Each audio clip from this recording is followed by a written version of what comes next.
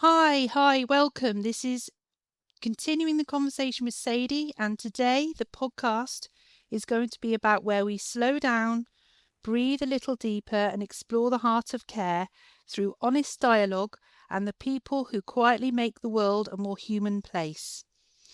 In series two, we're widening the lens again. We're looking at the people who hold communities together, the ones who see that what others miss, who support those who support everybody else, and who understand the emotional reality behind the word carer. Today's guest is someone who has dedicated his work to exactly that. Andy Hood works in the third sector and social care, leading services at Westbank Community Health and Care that support unpaid carers, strengthen communities, and enable people to live happier and healthier lives. Through his work, Andy has seen firsthand how many people take on caring responsibilities without ever recognising themselves as carers, often only seeking support when they reach crisis point. This has shaped his focus on earlier identification, better support, and making sure every carer feels seen, valued, and understood. Alongside his role at Westbank, Andy is also involved in social care leadership and software solutions through My Care Bubble Limited, giving him a unique perspective across the sector from frontline experience to digital innovation. And if you follow him on LinkedIn, I do, you'll know he brings thoughtful, practical insight and a genuine commitment to making things better for carers and communities. Andy, you are so aligned with this podcast, and I'm so glad you're here. Welcome. I've been really looking forward to this conversation. Thanks, Sadie. Yeah, great to be here. Thank you. So we're going to go straight in. We're going to go into section one, which is the roots of care, community, and leadership. So we want to look at yourself and the fact that you've built a career around supporting carers and strengthening communities. What first drew you into this work, and what has kept you committed to it, Andy? Yeah, that's a really interesting question. I think um,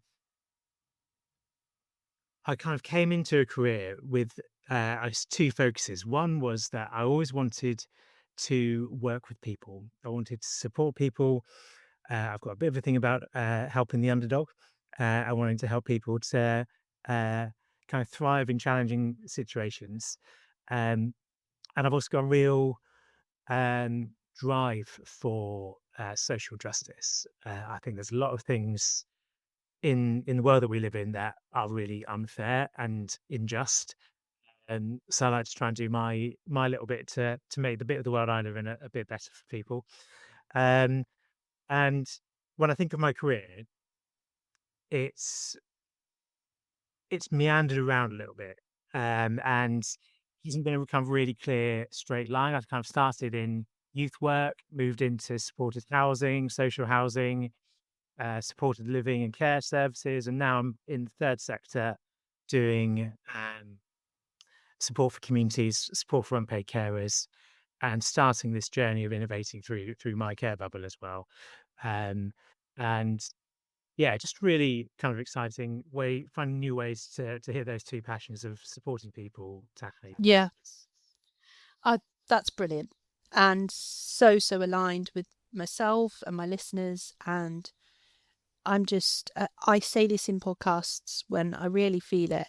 I'm just glad that there's more people like yourself around to help others, because you're generally in it full on. So, Andy, you've seen so many people take on caring roles without ever identifying as carers. Why do you think that happens, and how does it shape the way you approach your work?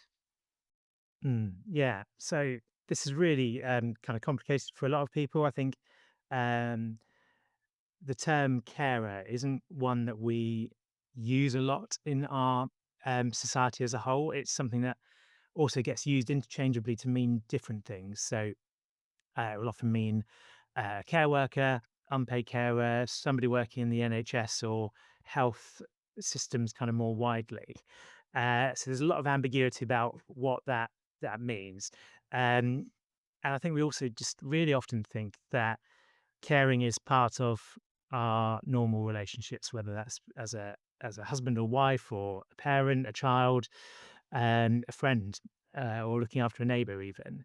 Um, and to a degree, that's right, isn't it? Like in all of our relationships, we need to care for each other. That's part of it. But there's a point where actually you're now caring to meet somebody's unmet needs, and that is different. Um, And that's where somebody becomes a carer, is when they're caring to meet a need. Um, and it's a really fine line, gets blurred all the time. One day you might be doing that, the next day you might not. Um, and there's a lot of emotions that come with caring as well. So um, we see a lot of carers come to us who are feeling a bit embarrassed, feeling a bit guilty, feel like they're not able to provide enough for the person that they care for, and feel bad about accepting help. Um, Others don't want to identify because they don't want to have a label put against them or the person that they care for that says there's something wrong with this person or there's something challenging with this person.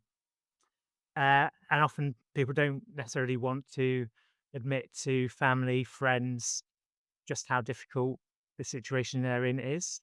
Um, or they feel like it will not be kind of properly acknowledged, so they're reluctant to share too much about it. So it ultimately it's about the difference between a carer being professional and employed, or doing it on a voluntary basis, or because they have Mhm. to and they're stuck in a situation, and also about people feeling like if they're going to have carers in, the information will be handled sensitively and privately in the way that it should be, with dignity. Yeah, that's right. Yeah, and the kind of support we provide is to come alongside the unpaid carer and to help them meet their own needs, um, because caring is really rewarding in a lot of ways. There's a lot of really good things about it. There's something really nice about getting to look after somebody that you care about. Um, but it also comes with a lot of stress, a lot of challenge, it's a lot of weight to carry. Um, and people don't often understand what that's like. So it can then become isolating as well. So a lot of challenges in terms of looking after your own health and well-being if you're caring for somebody. Yes, absolutely. And it's emotionally and physically demanding, isn't it? West Bank has a strong community ethos. How has working within that environment influenced your leadership style and your understanding of what people really need, Andy? Yeah. So I think West Bank has been a really good fit for me as an employee and as a leader. Um, I said I've come from kind of quite a varied background of roles, and my leadership approach and style has kind of evolved over that time. And West Bank's been kind of the natural kind of next step in that, where it's become even more community focused and um, kind of centered on what's best for the people that we serve. Um, so one of the messages I give to my team a lot of the time is around actually what's best for the carer in this, because we're often looking at processes that are challenging, situations that are difficult around, it might be funding, it might be um, targets that we've got, all sorts of things that can be challenging. But to keep carers at the center of our thinking and go, actually, what's the best way to meet the needs of carers here is really important. Um, so we use that as a bit of a litmus test just to go, actually, are we doing the right thing or not? Um, and we've got a really kind of strong set of values at West Bank, which we went through a process a few years ago where we just kind of reset that because it had been sort of probably 30 years since it last been done as an organisation, and we worked with the staff team, our volunteers, and people that we support just to really get what makes West Bank unique, what makes us who we are. And we came out with our values, which are all about kind of making sure that we are collaborating, supporting people, being professional, having integrity, um, and making sure that so we keep people right at the center of what we do. Um, and the way that then landed with the team was we kind of shared it, we announced it, and everybody just went, "Well, that sounds like West Bank," which is great. It just means we've worked out what it is that makes us unique. Um, so yeah, so it's really helped me to develop my own kind of leadership approach within that as well. We talk a lot about kind of compassionate leadership, kind leadership, and I think we balance that really well with actually we want to perform really well and perform really highly. We set some quite high standards to for us all to meet, um, but we do that in a way that uh, hopefully doesn't burn us out, doesn't cause any difficulty for staff. So it's getting that balance of support, mission, and productivity. It's so important. It's like you said, understanding what you're about, who you are, because then as a leader, you can then go on to really have a really strong boundary about what you take on and what you don't take on. If you don't start right, it's going to end up messy. So I think that's brilliant. And the fact that everybody recognized what you stood for and were like, yeah, this is us, means you're really in tune with your team. So, which is great. That's really good, Andy. I love that. Section 2, we're going to talk about unpaid carers, crisis points, and the human experience. So remember, even though they're not paid, doesn't mean they're not really good at what they do and probably understand more about the patient than anybody else around them could ever understand. So we really want to know, you've witnessed how often carers only reach out when they're already at breaking points. But what patterns do you see in the journeys that lead people to that moment? Yeah, that's a really interesting point, Sadie, particularly around they're not paid. Um, but there is a huge value that they deliver through the work that they do. 100%. Um, And the amount of and money they save the NHS is it's unbelievable. billions. Yes, I think Cares UK kind of estimate that they across England and Wales deliver care to the value of I think it's 162 billion each year, Amazing. um, which is like having another NHS. It's crazy amounts of money that we wouldn't ever be able to replace in any other way. Um, and um, in terms of kind of when they're kind of reaching out for support, kind of getting to breaking point, we do see this a lot, sadly, um, and I think I've done it it's myself. I'm coming from, mm, you know, empathy, not patronizing anyone, because I have done it myself, as I'm sure you absolutely. have too. Oh yeah, absolutely. I am. I quite openly admit this, but see, I was a carer for my dad who had Parkinson's, um, and whilst I was working at West Bank as the head of carer services, it still took me 9 months of doing that to realise that I was a carer. I'm with you there, So Andy. Yeah. if it's going to take me that long to work it out, what chance has anybody else got? Um, and people often bring me in as an expert on unpaid carers. I was like, I couldn't even recognise myself. So, um, Mm. yeah, it's a challenge, and um, I think this is kind of a bit of kind of human kind of condition, really, is that actually um, we all have a I think generally a bigger tolerance for challenge than we think we do, and we don't necessarily notice things creeping up on us. So it can No, get we don't. more and more difficult through a caring situation, whereas you might slowly take on more and more tasks for somebody. It could be kind of over years. It could be um, we get some people who there's a significant event that means that now today I am a carer, whereas yesterday I wasn't. You know, partner in a car crash or something kind of really horrible like that.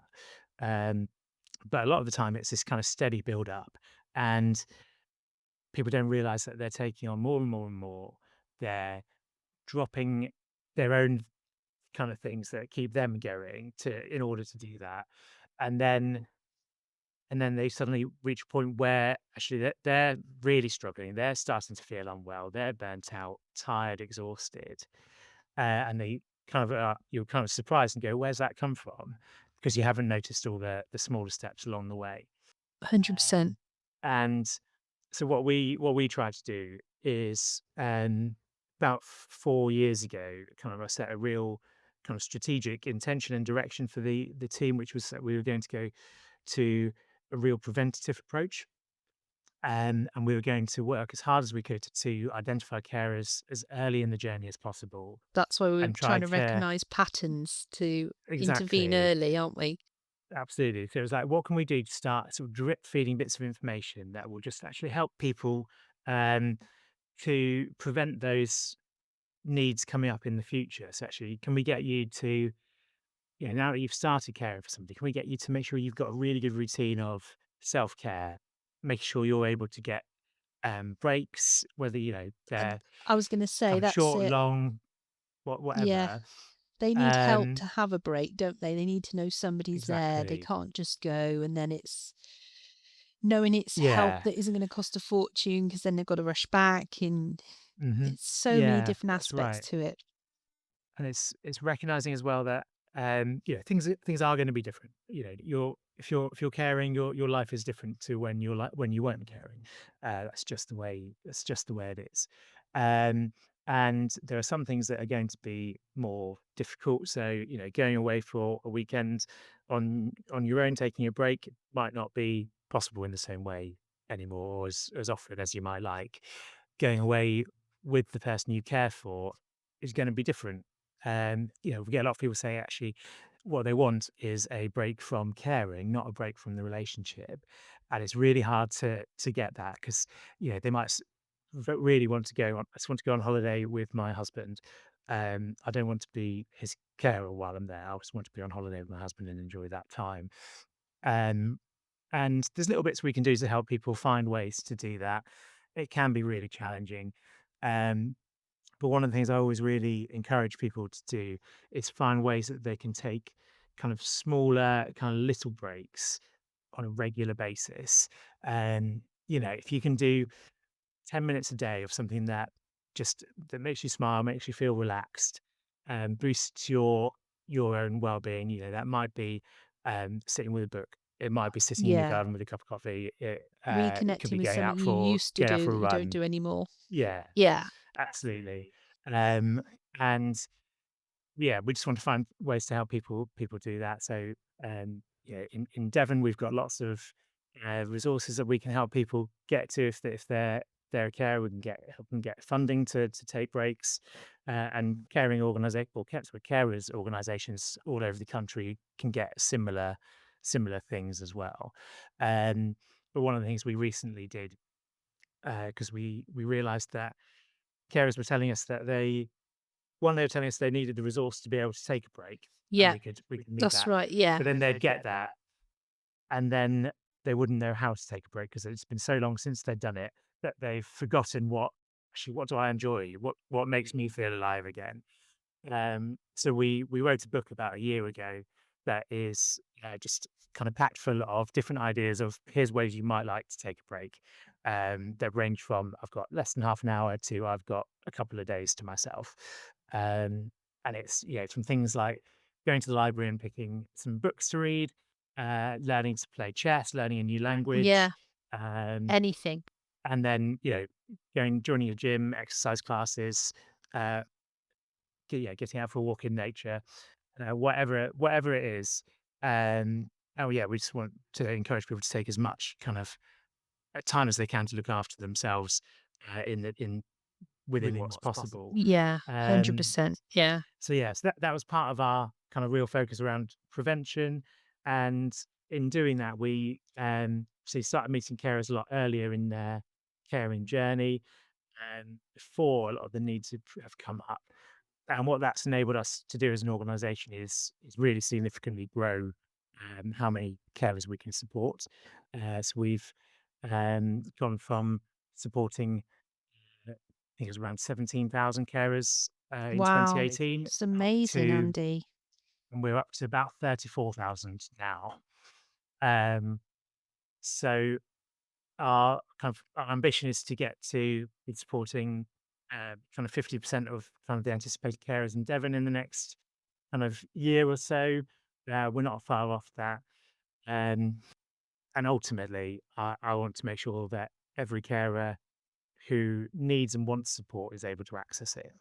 And it's going to look different for everybody. Not everybody's going to want the same level of support.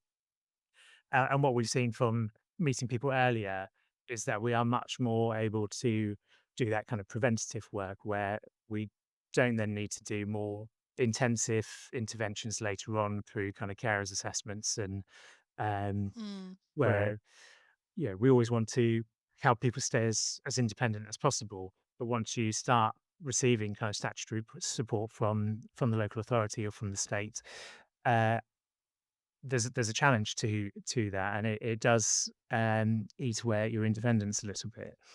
Um, and what we've seen is we've nearly doubled the number of carers we can support, but we've only seen a sort of 10% increase in the number of assessments that we need to do. So it's kind of really helped to get that earlier stage, but keeps us busy.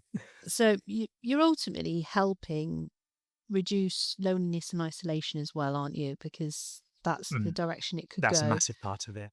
Um, Yeah. there's something incredibly powerful about being seen as a carer. We mentioned this earlier, sometimes for the first time. What does that recognition mean for people emotionally and practically? Yeah, so I think, it's not just for carers, is it? There's something about being seen that we as humans just innately want, isn't there? Somebody to actually see us and recognize us for who we really are, understand us.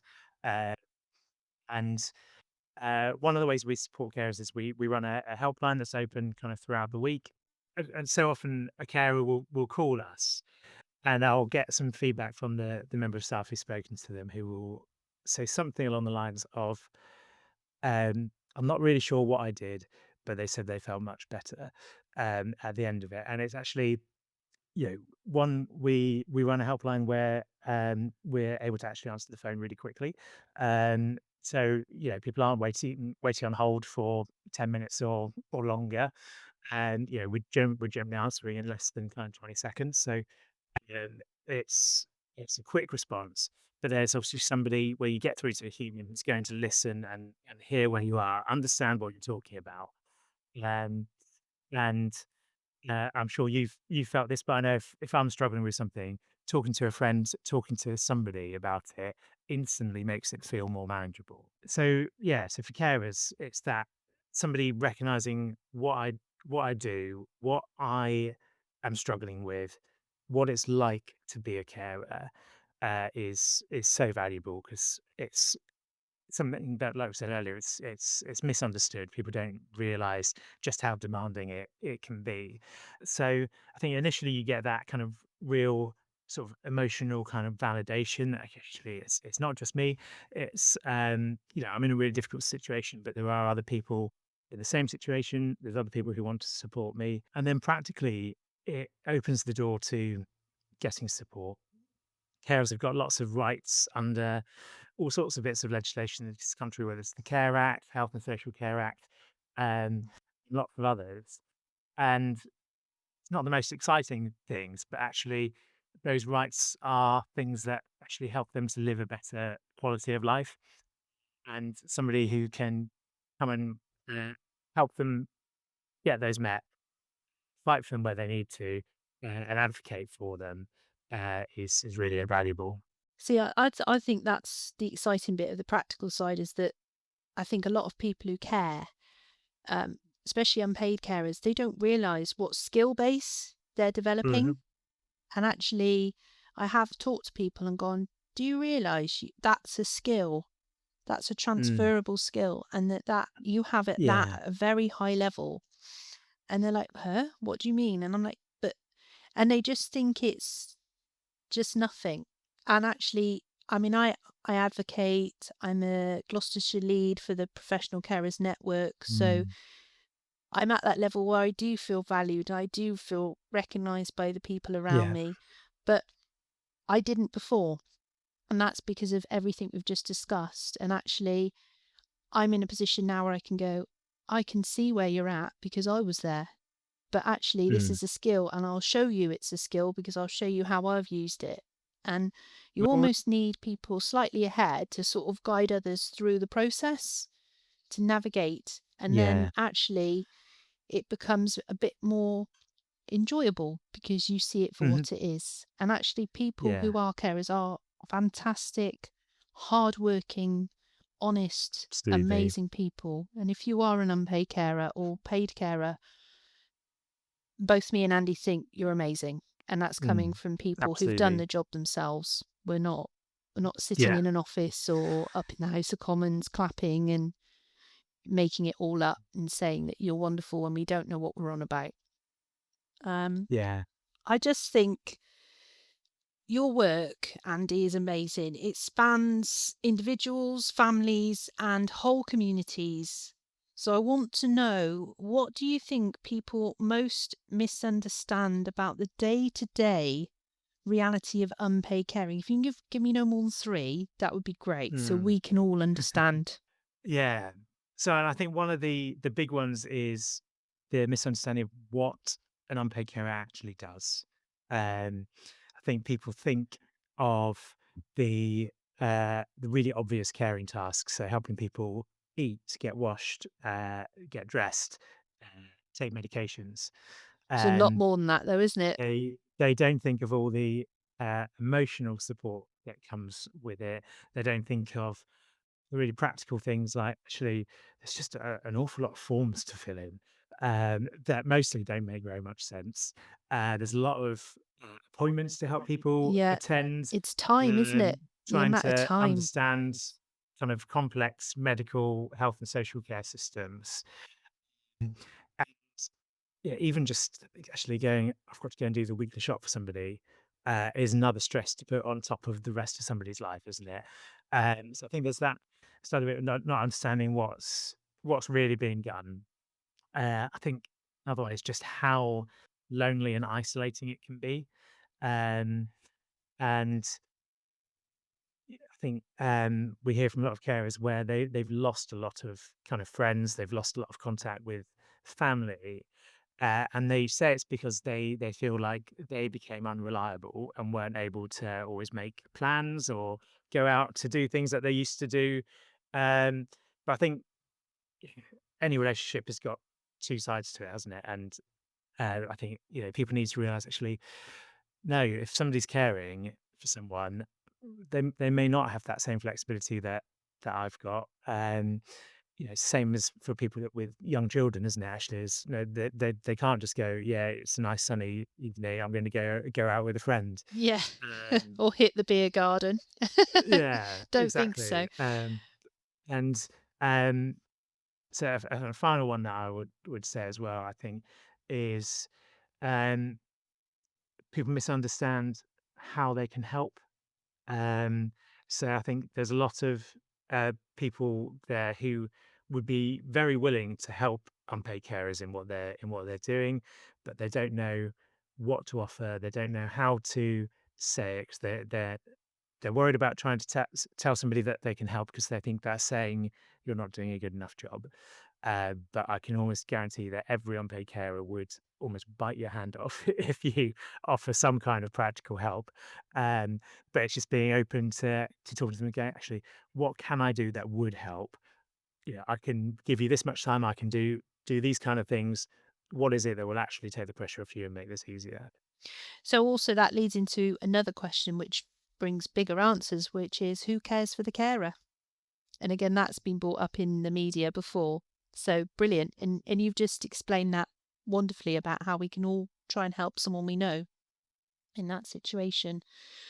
When it comes to innovation systems and the future of carer support, um, alongside your work at Westbank, you're also involved in My Care Bubble Limited. How does that dual perspective, frontline and digital, shape the way you think about the future of support? Yeah. So My Care Bubble was a company that I joined fairly recently as a director, and we're looking at kind of real system level innovation, how we can kind of join all parts of the health and social care sector together. 'Cause between us, we've worked in obviously myself in social care and supporting unpaid carers. We've got people who work in domiciliary care, we've got care homes, and we've got primary care involved Yeah, in the leadership of it. And we've all seen from different perspectives, kind of breakdowns in communication, misinformation being shared, and the extra pressure that puts on to people, to staff, to systems, and costs and the everybody. UK millions, probably every week, in all sorts of different ways. And so, yeah, we started some conversations a little while ago to talk about how we could do this differently, um, and we're just trying to do what we can to build a platform that will connect all of those systems together. Because That's a yeah, real it's somewhere where challenge we've in really social struggled. care. Yeah, Absolutely. that Um, collaboration, yeah, it's co-production. getting that the ability to recognize that there's expertise in all parts of the sector. Um, and just because you might have a domiciliary care worker speaking to a GP, they've got different bits of information about the same puzzle. And getting that shared in the right way means that everyone can make kind of better decisions, take better actions, and mean that people get the support and care that they need properly. But also using technology, like here today, talking to you, Andy. I'm a domiciliary care worker and I'm talking to many different experts, all levels, which goes to show, Yeah, we're all human. We all had breakfast this morning. absolutely. Um, we've all got things in common. And it's about getting the information out there, which you're sharing with us wonderfully today. Mm, Um, and so that we can all be better informed about what is really going on and create our own picture because we all see things differently, but it's not wrong, it's mm. just Yeah, getting the answers in a different way because life's not linear, is it? As you said earlier. exactly. Yes. Yeah. Technology is often seen as either the solution or the problem, as I've just touched on about, Mm. using technology for a podcast and other things and information. From your experience, where does it genuinely help carers and where does it fall short? Yeah, you're absolutely right to say that because I think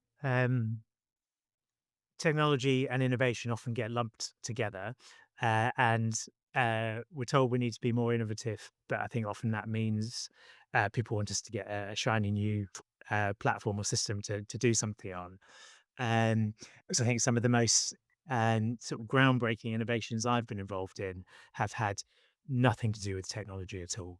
Um, but I also lead a company that develops software for Yeah. social care, So so you can't I can see not it from both sides. not include it. Um, exactly. And I mentioned the book that we wrote earlier, and that's been really instrumental in helping carers take breaks.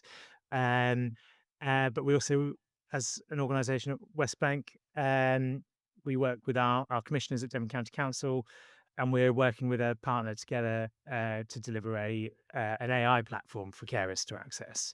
And I think there are some really great things about that. We need to be a little bit cautious that actually not every carers are everybody from young children up to the most elderly people in society, and there's different understandings of technology, there's different understandings of AI, Mm. and you need to be really careful that people understand that at the moment you're talking to a person, now you're talking to a computer. You might want to sense check some of this.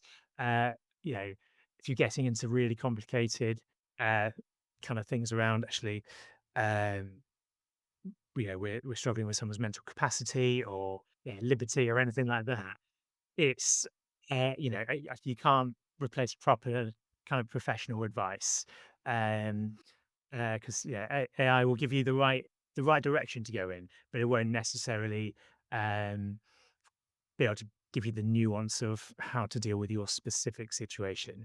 Um, and so it's getting that balance. But yeah, there's definitely a place for technology to work in this area. I think one of the main benefits of it is around communication. Like we said about the podcast, being able to do that online is really really helpful. Um, and we work with a number of kind of digital partners where we're looking at ways to um, create digital ID cards so that people can kind of much more easily communicate that they are a carer and get that to the right people in the right way. Looking at ways that kind of uh, unpaid carers and domiciliary care agencies can have better communication between them. So actually, when you've got a package of care in place, as well as being an unpaid carer, you can keep real easy track of actually. Uh, I gave a person medication this morning because I was up. We don't need to do it again until 11 o'clock. Um, you know, the number of times where people get the wrong care because of a simple miscommunication is quite scary.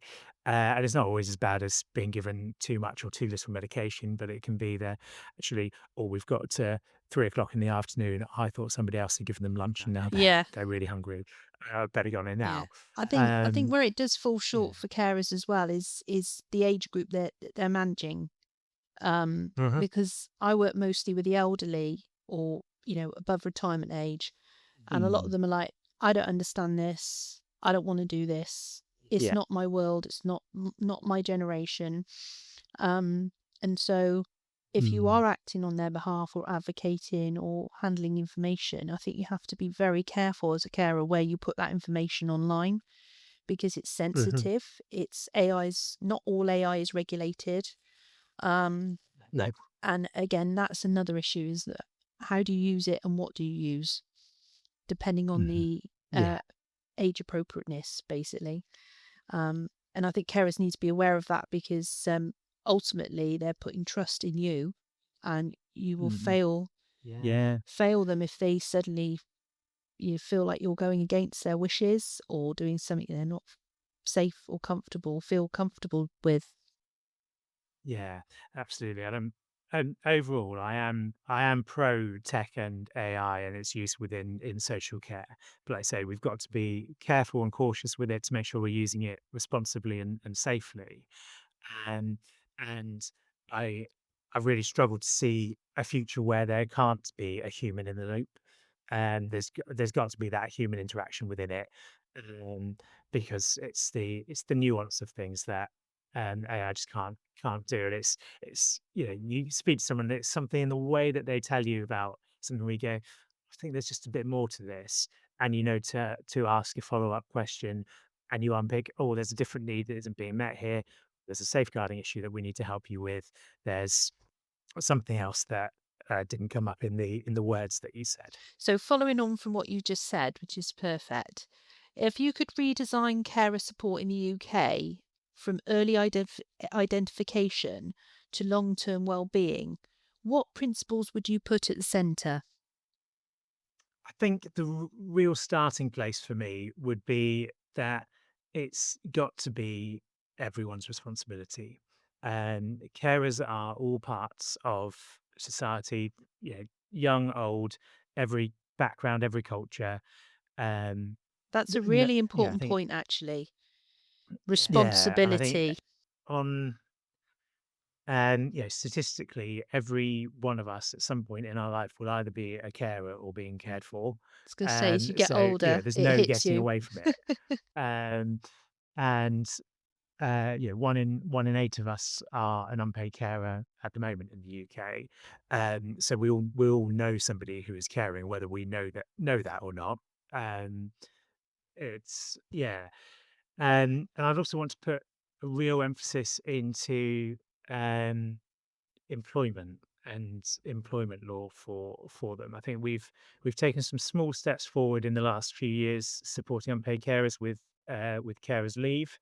I think it's a step in the right direction, but it's the first of many that are needed. Um, like you said earlier, Sadie, that carers have got all sorts of skills that are really transferable into work. You know, Absolutely. um, the the diary management, the Oh, complicated their medication management, organisational skills are all of it unbelievable. is crazy that how much they have to carry. Um, we do some work with employers to try and support them to look after carers in the workforce, and the ones that work closely with us kind of see a real benefit from both the loyalty, the flexibility, and the skill set that they get from unpaid carers. Um, so really advocate for that. Um, and I often talk to them about this idea of reverse superheroes, is what I call it, is that we take people who can do amazing things in their everyday life, and then we come and ask them to fill in a spreadsheet, or to do some admin or do something else. You know, actually, this person is, keeping another person alive, uh, you know, the rest of their day. I think we could probably trust them with a bit more responsibility, and do something more with them. Um, We're lifting people and up then, aren't we? Because we're seeing them for who they exactly, are and they're not seeing themselves because they've got lost in the process. hmm Yeah. exactly, yeah, We're yeah, just going to go on and to. Sorry, Andy. that's It was an amazing answer. I just need to move on to the next section. Thank you. That was really, really important what you said there. I just want to talk about agency, leadership, and changing the narrative because I think that follows on mm, really nicely to what we were discussing together.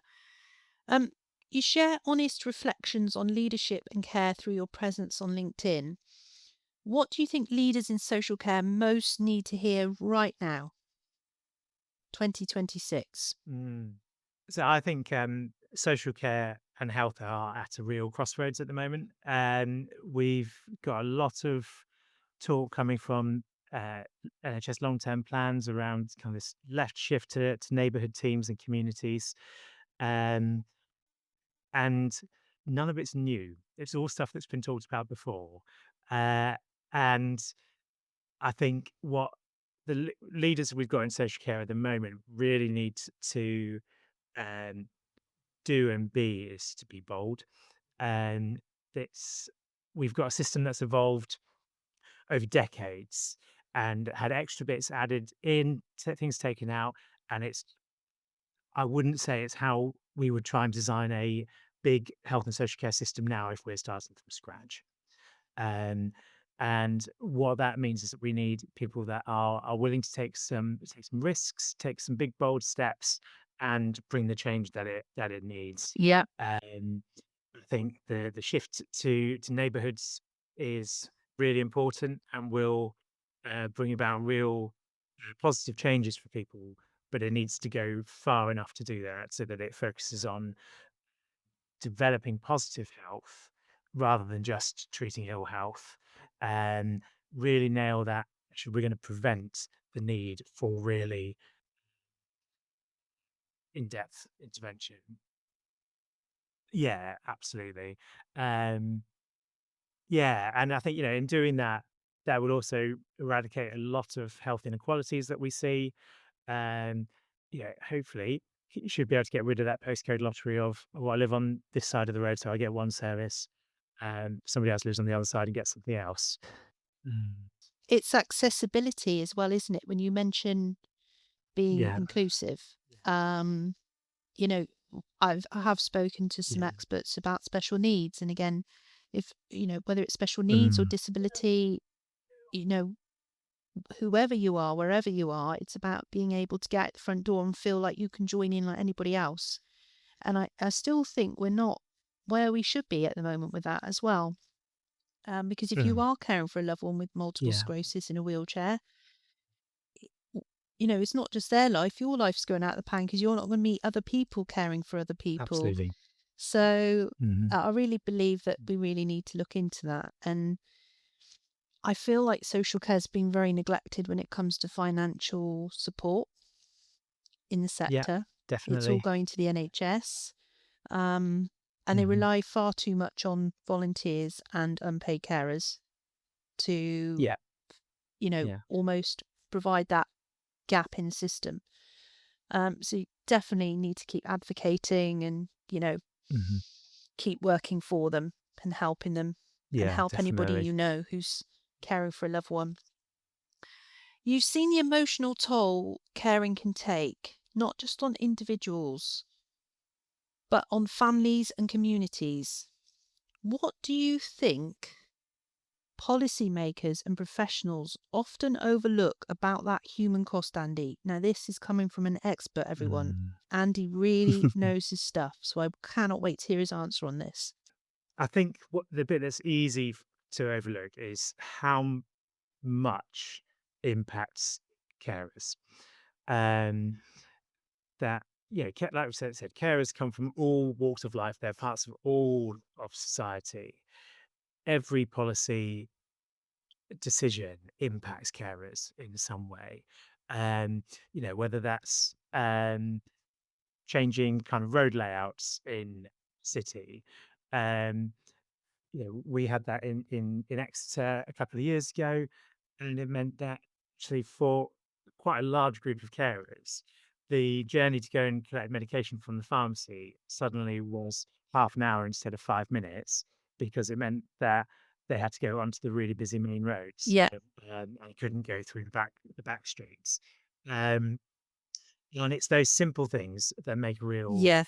impact because it's all of life that adds up. And if they want to be able to continue to rely on unpaid carers to deliver care, which It's madness. as a society we'll never be in a position where we can't rely on that because we can't afford to do that any other way.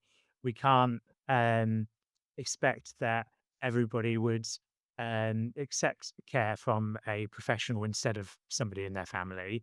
Um, so, we'll never be in a position where we don't need unpaid carers, where we don't need to rely on them in some way. What we need to make sure is that we're supporting them through all aspects of their life so that they can continue to care in a sustainable way.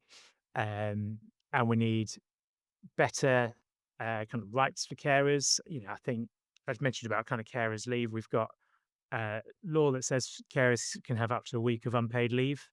And that's just nowhere near enough. Really unfair that it's unpaid. Like it's just Correct. Yeah. it's a There's step no in the right direction, but it's security. a tiny step. Exactly. Um, and we need to make carers much more visible, um, and actually properly acknowledge within policy. Actually, this is how this affects unpaid carers, and this is what we're doing about it. So decisions made about funding services, funding kind of all parts of councils that would that do just impact on unpaid carers. Brilliant. And as you were speaking, I was almost thinking I'd love somebody who makes policies, who doesn't work in care, who's never cared, to literally have a list of what that person does every day with the amount of time they spend on the phone trying to get through to their local GP. Yeah, you know, how much time, and then they can yeah, see that these people can't actually work. They can't be a taxpayer because all their time's taken up. If they saw the reality of mm, it, um, and understood fully as you do so well, it it would almost could reshape policy, couldn't it, really, Andy? absolutely. Yeah. Yeah. Brilliant. Thank you for that insight. That's brilliant. Looking ahead at carers, at communities, at the sector as a whole, what gives you hope? Carers give me a lot of hope. Um, You give me hope, in Andy. my role, thank you. In my role, I don't get to spend as much time with carers as I would like to, kind of face to face and directly. But the times when I get to go and join some of our peer support groups or some of the events that we put on and speak to carers face to face, um, is amazing because I just hear these wonderful stories. Um, and I got asked to come and speak at an event a few weeks ago because one of our fistful groups had done an art exhibition and they wanted me to say something about it. And they asked me to come up just after one of the carers had spoken about their experience. And I was just like, there is nothing I can say to add to this. Like everything that Claire had said just before me was so valuable and so moving. I was like, the only thing I can do is say thank you. Um, and um, that's it. And I'm really glad that we can put those kind of things on to support them.